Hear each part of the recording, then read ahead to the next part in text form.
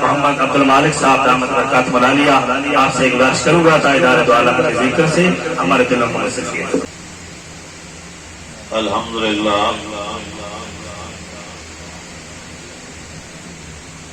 الحمدللہ رب العالمین والعاقبۃ للمتقین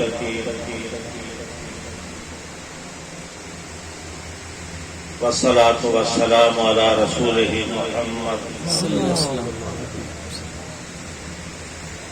وعلی آلہ واصحابہ اجمعین۔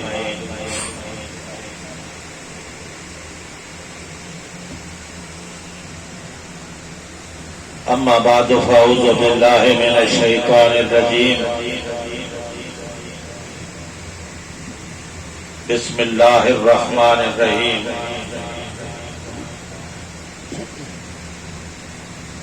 المال والبنون زینۃ وتفاخر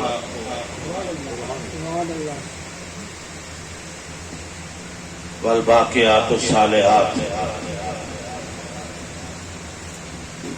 ان اللہ وملائکتہ یصلون علی النبی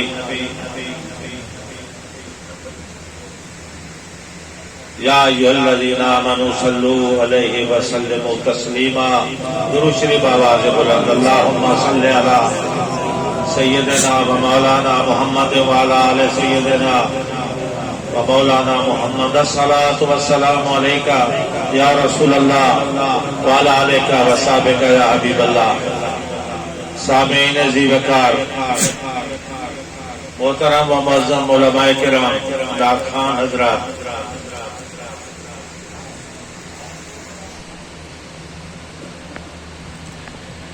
حاجی گل محمد صاحب رحمت اللہ علیہ، نور اللہ مرقدہ،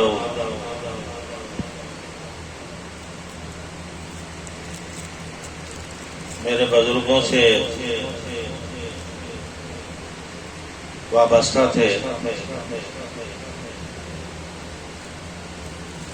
اور تقریباً ہر جمعے کو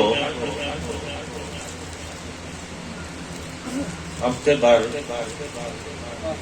کلام پڑھ کر قرآن کی تلاوت کر کے اوراد اور وظائف وہ پڑھا کرتے تھے۔ درود مصطفیٰ شریف، دلائل الخیرات، اسماء النبی صلی اللہ علیہ وسلم، اسماء الہی، دیگر اور قسم کے اوراد پڑھ کر وہ ہفتہ بھر جمع کرتے تھے، اور ہر جمعے کو وہ میرے ملک کر کے مزار مقدس پر ایصال ثواب فرمایا کرتے ہیں، اور یہ معمول کافی عرصے سے ان کا جاری تھا۔ آخری خواتین سے پہلے جمعے پر بھی بیماری سے پہلے وہ کسی کے ساتھ سائیکل موٹر پہ سوار ہو کے گئے اور کہا زندگی کا پتہ نہیں ہے، تو میں نے کہا میں آخری جو امانت ہے وہ بھی سپورٹ کر رہا ہوں۔ ان کے خاندان کے بزرگ، ان کے اعزاء و اقارب اور نوجوانوں میں مجھے یہ خوشی محسوس ہوتی ہے کہ آپ کے خاندان میں سے اکثر نوجوانوں نے جامعہ اکبریہ سے قرآن مجید حفظ کیا اور اس دولت سے اپنے گھرانے کو مالا مال فرمایا، اور یہ سلسلہ انشاءاللہ جاری رہے گا۔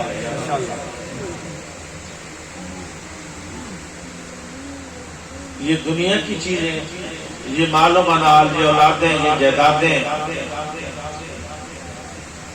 یہ عارضی سامان ہے۔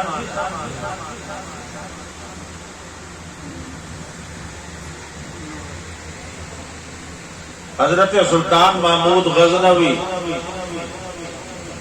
کے 7 بیٹے تھے.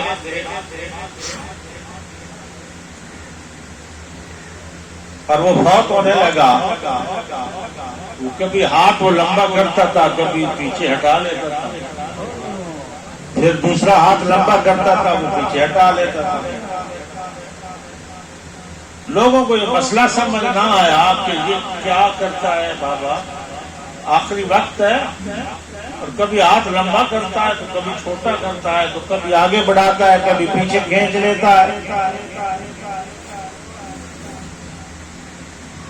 تو اس وقت کے شیخ کامل کو بلایا گیا.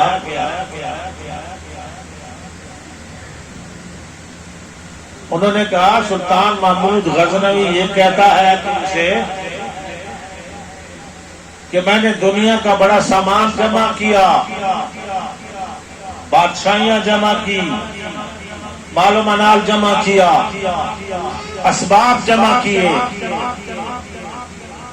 سومنات جیسے منظر میں نے فتح کیے، لیکن آج میں خالی ہاتھ جا رہا ہوں، میرے پاس ساتھ لے جانے کو کچھ نہیں ہے. ہاتھ آگے بڑھاتا ہے شاید کوئی اس پہ کچھ رکھ دے، لیکن اب مال اس کا رہا نہیں، مال تو بن گیا اب اوروں کا. اس کے دل میں یہ حسرت ہے، اور یہ اپنی حسرت اپنے اعزاء و اقارب کو دکھا رہا ہے. قرآن بھی اسی طرف اشارہ کرتا ہے. المال والبنون، یہ دنیا کا مال اور یہ اولادیں، زینت و تفاخر، یہ دنیا کی سجاوٹ کا سامان ہے. میرے 7 بیٹے ہیں جی، وہ جی کرنل ہے، وہ جنرل ہے، وہ جی دکاندار ہیں،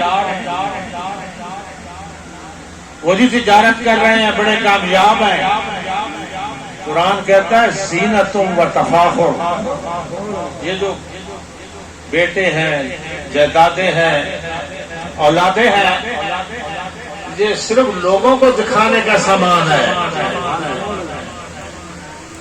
اور اپنی بڑائی جتانے کا یہ سامان ہے.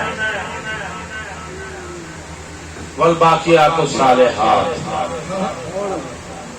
اور اگر کوئی چیز جو قبر میں ساتھ جاتی ہے، جو آخرت کا سامان ہوتی ہے، وہ عمل صالح.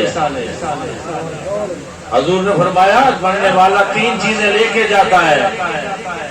گھر سے مال لے کے جاتا ہے، گھر سے اولاد لے کے جاتا ہے، گھر سے اعزاء و اقارب اور رشتہ داریاں لے کے جاتا ہے.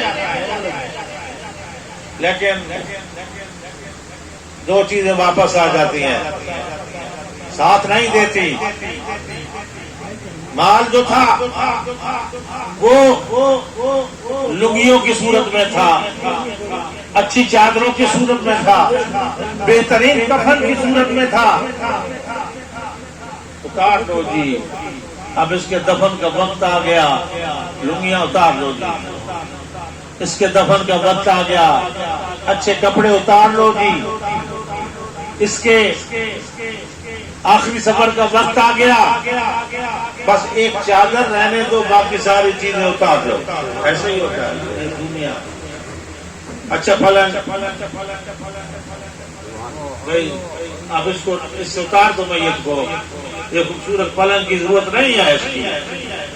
یہ دنیا کا سامان تو قبر کے اوپر ہی رہ گیا. دوسری ہو گئی اولاد. تو کوئی بیٹا مجھے ایسا بتائیں، کوئی رشتہ دار مجھے ایسا بتائیں کہ وہ میت کے دفن کے بعد یہ کہے کہ میں یہ ہفتہ اس قبر پر پڑھوں گا. ہمارے پاس آتے ہیں جی طالب علم دیں، سفینہ پڑھ لیں، حافظ صاحب آئے قبر پہ کچھ پڑھ لیں. اکثر رشتہ داروں کو تو فاتحہ پڑھنا ہی نہیں آتا، بیٹے قبر سے واپس آ جاتے ہیں، رشتہ دار قبر سے واپس آ جاتے ہیں. کوئی بیٹا اور بیٹی ایسا میں نے نہیں دیکھا جو کہے کہ میں 1 ہفتہ باپ کی قبر پر بیٹھوں گا یا بیٹھوں گی. نہیں، بڑی مشکل سے آج کل تو آخری فاتحہ بھی نہیں پڑھتے، وہ بھی مختصر کر دیا۔ میرے نبی کریم علیہ الصلوۃ والسلام فرماتے ہیں والباقیات الصالحات، اب قبر میں اس کے نیک عمل جائیں گے، قبر میں اس کے اچھے اعمال جائیں گے، اور وہی اعمال اس کی قبر کا سامان اور روشنی ہوں گے۔ عبداللہ بن عمر رضی اللہ تعالی عنہ کے 7 بیٹے تھے، آخری وقت آیا نا تو باپ نے بیٹوں کو جمع کیا، تھاڑے مار مار کے رونے لگے۔ کسی نے کہا حضرت آپ تو صحابی رسول ہیں، آپ کیوں روتے ہیں؟ آپ کے رضا کا تو سرٹیفکیٹ اللہ نے قرآن میں عطا فرمایا ہے، آپ سے خدا راضی ہے، آپ خدا سے راضی ہیں، آپ کیوں روتے ہیں؟ آپ نے فرمایا میں اس لیے نہیں روتا کہ مجھے کوئی اپنی عاقبت کی فکر ہے، میں اس لیے روتا ہوں مجھے تمہاری عاقبت کی فکر ہے۔ ہماری فکر ہے؟ ہاں، میں اس لیے روتا ہوں کہ جب میں دنیا سے چلا جاؤں گا رخت سفر باندھ لیا جائے گا، نکیرین آ جائیں گے،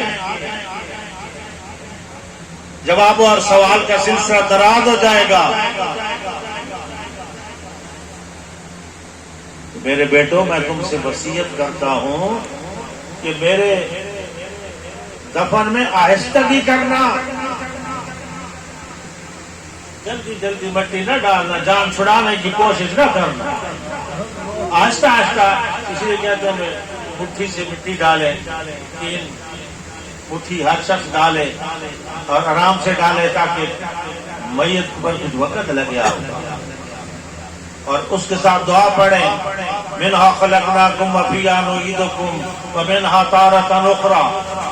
یہ 3 مٹھی بہ کے یہ دعا مانگے، میت کی مغفرت کے لیے بھی دعا مانگے، اپنے لیے بھی دعا مانگے، آہستہ آہستہ۔ پھر فرمایا میری قبر پر اتنی دیر کھڑا رہنا جتنا ایک اونٹ ذبح کیا جاتا ہے، تقسیم کیا جاتا ہے۔ حضرت اتنی دیر ہم کھڑے رہیں اور پڑھتے رہیں؟ فرمایا ہاں، کھڑے بھی رہنا، پڑھتے بھی رہنا، تاکہ نکیرین مجھ سے سوال کریں تو میں تمہارے ساتھ الفت پکڑ کر ان کے سوالوں کا جواب صحیح دے سکوں۔ صحابی رسول کہہ رہے ہیں، مسلم شریف کی حدیث میں بیان کر رہا ہوں آپ کے سامنے، کہ میری قبر پہ کھڑے رہنا، اتنی دیر کھڑے رہنا جتنا اونٹ ذبح کیا جاتا ہے، تقسیم کیا جاتا ہے۔ کیوں؟ اس لیے کہ تم کھڑے رہو گے، میں تم سے انس پکڑوں گا۔ انس سمجھتے ہیں؟ محبت۔ ایک مسئلہ تو یہاں معلوم ہو گیا کہ اگر اولاد والدین کی قبر پہ کھڑی ہو، اچھی اولاد ہو، پڑھ رہی ہو، نیک اولاد ہو، تو پھر جب سوال جواب ہوتا ہے اگر اولاد کھڑی ہو تو والدین اس سے انس پکڑتے ہیں، اس سے محبت قائم ہوتی ہے اور سوال و جواب دینا ان کے لیے بڑا آسان ہو جاتا ہے، بھاگنے کی کوشش نہ کرے۔ پھر تیسری بات آپ نے فرمایا جب پڑھ چکو نا، پھر سورہ بقرہ کی وہ ابتدائی اور آخری آیات، ابتدائی آیات اور آخری آیات مجھ پہ تلاوت کرنا۔ میرے نبی کریم علیہ الصلوۃ والسلام نے فرمایا یہ قبر والے کے لیے نور ہوتی ہے۔ سبحان اللہ۔ ایک تو اپنا تجزیہ کرنا ہے، پھر ہم نے آج کی محفل سے کچھ نظر اٹھانا ہے نا، تجزیہ تو یہ کرنا ہے کہ کتنے بیٹے ہیں جن کو سورہ بقرہ کی ابتدائی آیات آتی ہیں اور کتنے وہ بیٹے ہیں جن کو سورہ بقرہ کی آخری آیات آتی ہیں۔ اکثر بیٹوں کو بھی آتی نہیں ہے، الف لام میم سے لے کر نقل ہون تک پڑھنا جانتے ہی نہیں ہیں۔ مولوی صاحب کو بلاؤ، جی قریشی صاحب کو بلاؤ، جناب آئیں جی میت کے سرانے جو ہے نا یہ سورہ بقرہ کی ابتدائی آیات پڑھیں، مولانا غلام گیلانی صاحب آئیں گی پاؤں کی طرف کھڑے ہو کر یہ آمن رسول تک آخری آیات پڑھ دیں اور ہمارے بابے کو بخش دیں.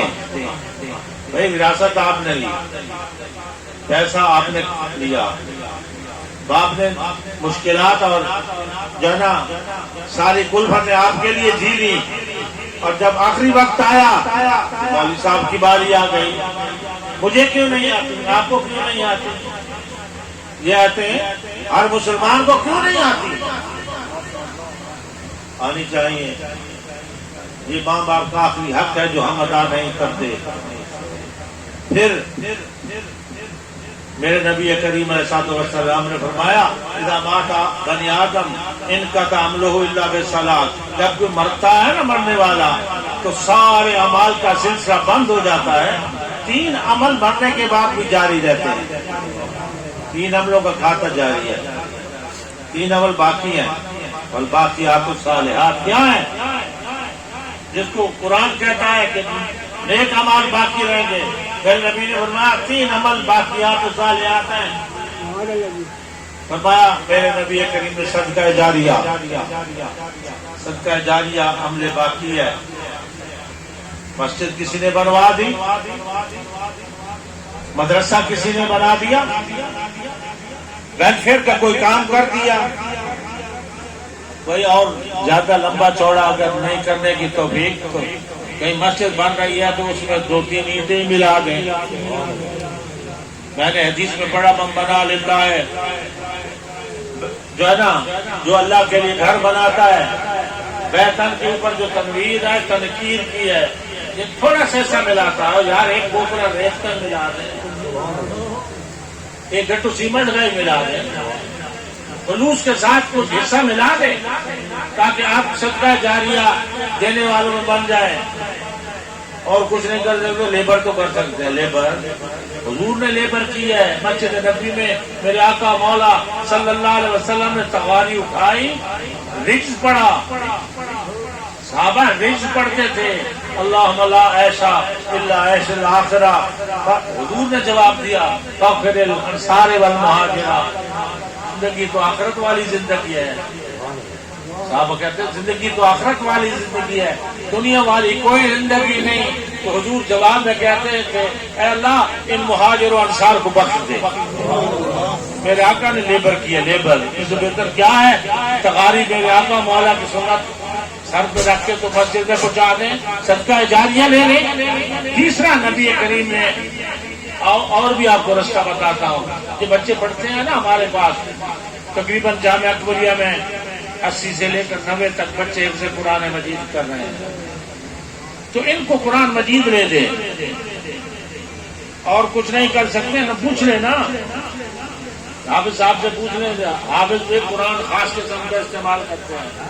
آج کل جو تجویدی قاعدے آ گئے، قرآن آ گئے، تو وہ پوچھ لیں حافظ صاحب سے کہ کون سا طالب علم پڑھتے ہیں، وہ ایک قرآن اچھی طرح اس کو جو ہے نا غلاف پہنا کر خوبصورت قرآن اپنے بزرگ کے نام کا صدقہ دے کر ایک طالب علم کو دے آئیں. جتنے تک وہ پڑھتا رہے گا اس کو ثواب ملتا ہے. صدقہ جاریہ کبھی نہیں مرتا. پھر میرے نبی کریم نے فرمایا دوسرا جو چیز باقی ہے باقیات الصالحات میں وہ ہے میرے نبی کریم نے فرمایا علم نفع مند. علم نفع مند، علمی ينتفع به. علم نفع مند کیا ہوتا ہے؟ بیٹے کو حافظ قرآن بنا دے، وہ قرآن پڑھا ہے، اس کے شاگرد قرآن پڑھائیں، شاگردوں کے شاگرد قرآن پڑھائیں. جتنے تک کوئی اس کی نسل میں سے اس کے شاگردوں میں سے ایک ہی قرآن پڑھاتا رہے گا اس پہلے کو ثواب ملتا رہے گا. سبحان اللہ. ہمارا کھاتا تو ویسے ہی کھلا ہوا ہے نا. قبلہ جد امجد رحمۃ اللہ علیہ نے یہ مدرسہ جامعہ اکبریہ جامعہ اسلامیہ لکھوتھا میں غوثیہ سن 1906 میں قائم فرمایا. اب ادوار آ گیا چوتھا، 1906 سے لے کر اب چوتھا ادوار آ رہا ہے. تو یہ قوم پتہ نہیں سینکڑوں حافظ بنے، سینکڑوں قاری بنے، सैकड़ों आलिम बने, सैकड़ों दीन के पढ़ने और पढ़ाने वाले बने, तो जो पढ़ता और पढ़ाता रहेगा ना, क़यामत तक उसका सवाब उसको मिलता रहेगा। नारे तकबीर, नारे रिसालत, खिदमत मुस्तफा। दूसरी जो चीज मेरे खिदमत मुस्तफा कुरान सल्लल्लाहु अलैहि वसल्लम ने फरमाई, इल्म नफामंद कभी मरता नहीं है। एक किताब होती है, किताब आप सारे तालिब दर्सियात हमारे पास पढ़ते हैं, सारे किताबें पढ़ते हैं ना। आप कभी पूछें कि जी इस तालिब इल्म गरीब को कौन सी किताब चाहिए, तो हम आपको बता दें जैसे मुस्लिम शरीफ चाहिए, जैसे बुखारी चाहिए, जैसे सियासता की फुलां किताब चाहिए, जैसे दर्सियात की फिक़ह की फुलां किताब चाहिए। आप बाजार से मकतबे से अपने बुजुर्ग के नाम की किताब ले लें, कुरान ले लें, कुरान ले लें, पारा ले लें, और उसको कहे बेटे ये मैं अपने बाप के नाम का वक़्फ़ कर रहा हूँ, इस पे तूने पढ़ना है, जितने तक वो पढ़ता रहेगा उसके बाप को सवाब मिलता रहेगा। ये तो आसान बात से बता रहा हूँ। मस्जिद तो साहब किस्मत लोग बनाते हैं ना, मदरसा तो वो लोग बनाते हैं जिनके वसाइल होते हैं। किताब लेनी तो कोई मुश्किल नहीं है, कुरान लेना तो कोई मुश्किल नहीं है, पारा लेना तो कोई मुश्किल नहीं है। तीसरा नबी करीम अलैहिस्सलाम ने फरमाया बाकियात सालिहात में क्या है, वल्दु सालिही यदू लहू, है ना, क्या इसको पता है, वो नेक औलाद जो उसके लिए मग़फ़िरत की दुआ करती है। ये अल्फाज पे मैं थोड़ी सी रोशनी डालूंगा आपको मसला समझाने के लिए। वल्द, साले, यदू लहू, तीन बातें हैं। वल्द से मुराद है बेटा, साले से मुराद है नेक, यदू लहू जो उसके लिए मग़फ़िरत की दुआ करता है। तीन अल्फाज हैं हदीस के और तीन उनका तर्जमा है। मुराद ये है कि बेटा वही बेटा होता है जो साले हो। अगर वो बेटे को कुत्ते भिड़ाने सिखा गया है, हाँ जी, बेटे को जो है ना नौगीटी खेलना सिखा गया है, बेटे को ताश खेलना सिखा गया है, वगैरह वगैरह, चलो क्रिकेट सिखा गया, तो जो वो सिखा गया है उसी का सवाब उसको मिल रहा है ना। बेटे को उसने कुरान सिखाया, ना उसको पढ़ाया, ना उसको समझाया, ना मस्जिद में भेजा, ना कुरैशी साहब के सामने उसका जानू तलम्मुस किया। ये हमेशा हर रोज कोई ना कोई, ये जो हमारे लड़के को कारी साहब मारते हैं, मेरे पास बहुत केस आते हैं ना, हर हफ्ते में एक केस आ जाता है। मैंने कहा वो कारी साहब से भी पूछा है क्यों मारते हैं, उससे ही तो पूछे ना कि 7 दिन गैर हाजिर रहा। अच्छा जी गैर हाजिर रहा, बाप को ये पता ही नहीं होता कि मेरा बेटा गैर हाजिर रहा है। बाप को बुलाते हैं, आता नहीं है, इतला भेजते हैं, मैसेज भेजते हैं, मैसेज का जवाब नहीं देता, आता ही नहीं है। अच्छा, फिर अगर 2 कारी थप्पड़ मार दें तो उसकी शामत आ जाती है, फिर कारी साहब मारते हैं। भाई मेरे, सबसे ज्यादा निगरानी, सबसे ज्यादा काम, सबसे ज्यादा मुश्किल इंसान के बच्चे की तरबियत करना है। आप दुकान पे चले जाएं, आप कारोबार पे चले जाएं, आप जो है ना कोई दुनिया के नौकरियों में और मुलाजमतों में घिर जाए, आपको ये पता भी ना हो आपका बच्चा क्या कर रहा है, तो फिर उसने अच्छा किस तरह होना है, कम से कम ये तो सुबह शाम पूछे बेटा उस्ताद के पास गए हो, पढ़ा है कि नहीं पढ़ा, क्या पढ़ा है क्या नहीं पढ़ा, ये तो पता ही नहीं होता। बाप अभी आता है जब औलाद सोई होती है, अभी तक सोई होती है, तो वो चला जाता है। कभी किसी ने आज तक इसका जो है एहसास किया ही नहीं है। इंसान के बच्चे की तरबियत करना सबसे मुश्किल है। रिक्श नू खिलावना आसान, मगर नचावना आसान। हाँ? لینے میں کلاونا آسان، سب سے مشکل ہے انسان کے بچے کی تربیت کرنا. صحبت سالے ترا سالے کنن، صحبت تالے ترا تالے کنن. نیک آدمی کی صحبت میں لے جایا کرو، اس کی صحبت اس بچے کو نیک بنائے گی. اور بھائی گل محمد صاحب، صوفی صاحب، حاجی صاحب اس لیے نیک تھے، ان کو والد پکڑ کے والد گرامی کے سامنے بیعت بھی کرایا اور لے کے جاتے تھے. ان کے بیٹے یقیناً ان کے نقش قدم پہ چل رہے ہوں گے اور اپنی اولادوں سے یہی کام کرائیں گے. یہ کام کرائیں گے تو پھر اولاد ہی تو نیک بنے گے نا. پتر نو کوکڑا کی پیڑھی سے نہ کھڑے آج کوکڑی بڑھاؤنے اس وقت جڑے نا قرآن لے پاس کنے وجنا بل باقیات الصالحات. فرمایا صدقہ ہے ولد، پھر صالح، پھر یدعو لہو، جو اس کے لیے دعا کرے. معلوم یہ ہوا ولد اور صالح اور یدعو لہو میں تھوڑا سا تعلق ہے. ولد صالح وہی ہوتا ہے جو یدعو لہو ہو، جو دعا کرے. اور جو دعا ہی نہیں کرتا سرے سے دعا کا دشمن ہے، پھر وہ تو صالح نہ ہوا نا، صالح نہیں ہوا. اسلام ہمیں سکھاتا ہے اللہم ربنا اغفر لی ولوالدی وللمؤمنین یوم. سب لوگ ثبوت مانگتے ہیں نا، میں مشکل ثبوت نہیں دیا کرتا. اللہم ربنا اغفر لی، اللہ میری مغفرت فرما، میرے والدین کی مغفرت فرما. قیامت کے دن ان لوگوں کی مغفرت فرما جو میری پشت میں اوپر گزر گئے. بات کیسا میرے نبی نے دعا کو بنا دیا. اور یہ بات جو لوگ دعا کے دشمن ہیں سمجھیں وہ اپنے بزرگوں کے دشمن ہیں. اب وہ بزرگوں کے لیے دعا کرنے کے جو قائل نہیں سمجھیں کہ وہ اپنے بزرگوں کے نام اعمال میں نیکی بڑھانا ہی نہیں چاہتے.